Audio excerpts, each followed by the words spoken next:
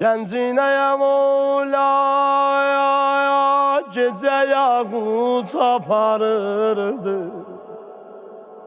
Məzlum əli bilmirdi balalar yaram eləyə, ya o cənazəni yapara.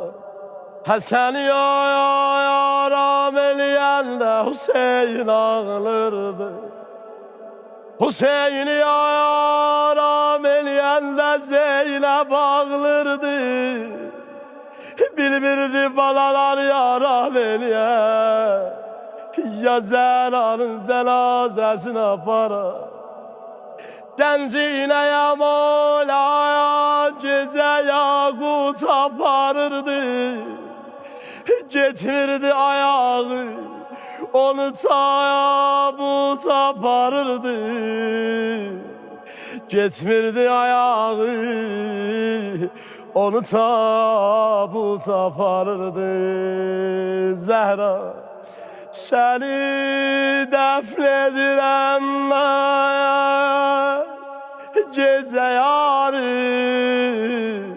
gecə yarı, gecə yarı. Xanım bir nəzər et mənə sarı, mənə sarı, mənə sarı.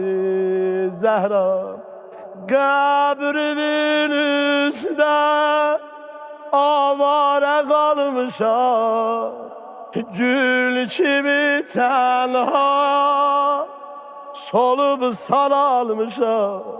Bir günə sənsiz necə qocalmışam, əziz etam, əziz etam. Zəhra, Zeynəbim mənlə səni soraqlayıb, əldə quş varəm, Həsən qucaqlayıb. Kərbəla şahı ürəkdən ağlayır, əziz etam, əziz etam. Sənə canlayan fəda olsun, ya Zəhra, ya